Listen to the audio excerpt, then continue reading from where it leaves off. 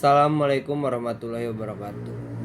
Kami dari kelompok 8 yang beranggotakan Penny Ratnamasni A171021, Lingga Ramdan Menananda A171028, Siti Masita Caupana A171046. Di sini kami akan menjelaskan tentang formulasi sediaan steril injeksi dengan zat aktif erythromycin lakstobionat.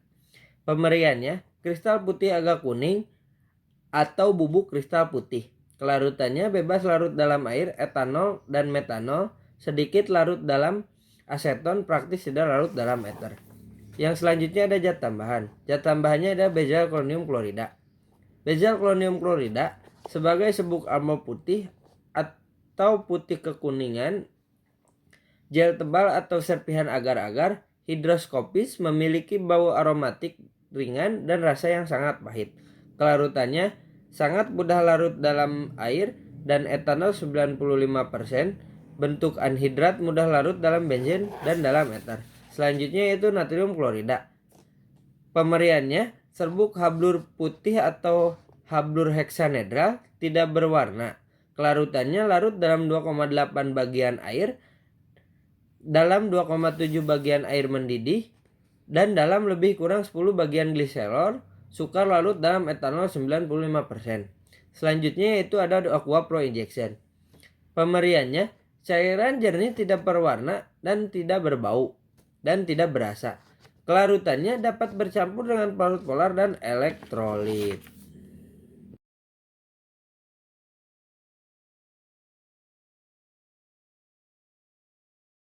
Dan analisis farmakologi. Bentuk sediaan zat aktifnya yaitu sediaan injeksi atau vial. Alasannya karena zat aktif yang digunakan merupakan antibiotik, di mana pemberian antibiotik itu berulang sehingga lebih efektif dan efisien dalam penggunaannya jika dibuat dalam bentuk vial. Indikasi dan dosis. Indikasinya sebagai antibiotik pada anak-anak antara 15-20 mg atau kilogram setiap hari, diberikan dalam dosis terbagi setiap 6 jam. Pada dewasa antara 20-40 mg per kilogram hingga 4 gram setiap hari, diberikan dosis terbagi setiap 6 jam. Kemudian ada kontraindikasi, hipersensitif terhadap antimosin. Kemudian penggunaan bersama dengan obat-obatan tertentu yang sangat bergantung. Kemudian mekanisme kerja biasanya bakteriostatik, mungkin bersifat bakterisida dalam konsentrasi tinggi atau terhadap organisme yang sangat rentan. Farmakokinetik ATME ada absorpsi, distribusi, metabolisme, dan ekskresi. Pakai diberikan melalui intravena. Kemudian gunakanlah antara satu dosis dengan dosis yang lainnya pada jarak yang sama. Kemudian apabila ada dosis yang terlewat, maka segerakan gunakan apabila dosis diberikan masih lama sekitar 5 jam. Dan efek samping, iritasi vena dan tromboflebitis dengan pemberian intravena, perubahan detak jantung yang semakin melambat atau semakin cepat.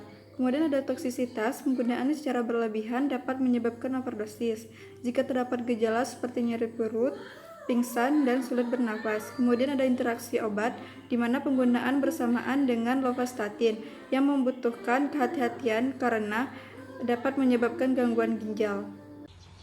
Selanjutnya adalah formula yang digunakan ini berdasarkan formularium nasional, yaitu penggunaan erythromycin lactobionat sebagai zat aktif, kemudian ada benzalkonium klorida sebagai pengawet, natrium klorida sebagai pengisotonis, dan aqua pro injection sebagai pembawa.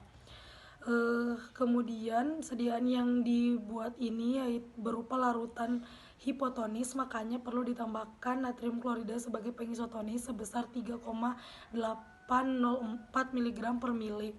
Sediaan yang dibuat ini dalam bentuk vial dengan 10 mili dengan satu batchnya itu 5 vial. Adapun prosedur pembuatannya yaitu alat dan bahan yang digunakan disiapkan, kemudian bahan ditimbang sesuai dengan yang telah diperhitungkan, kemudian semua bahan dilarutkan ke dalam aqua pro injection yang telah dipanaskan terlebih dahulu, lalu diukur pH berkisar antara 6,5 sampai 7,5. Kemudian sediaan disaring, dimasukkan ke dalam vial, lalu disterilisasi menggunakan autoclave selama 15 menit.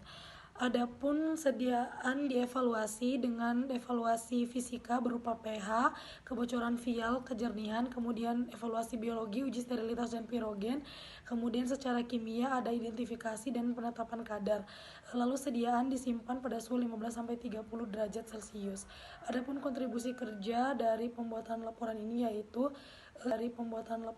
yaitu saya Siti Mr. Chopana bertugas untuk mengerjakan formula, kemudian evaluasi dan prosedurnya.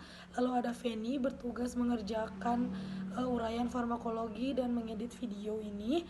Lalu ada Lingga Ramdan bertugas untuk mengerjakan kemasan, label dan brosur dari sediaan yang dibuat ini. Mungkin demikian. Wassalamualaikum warahmatullahi wabarakatuh.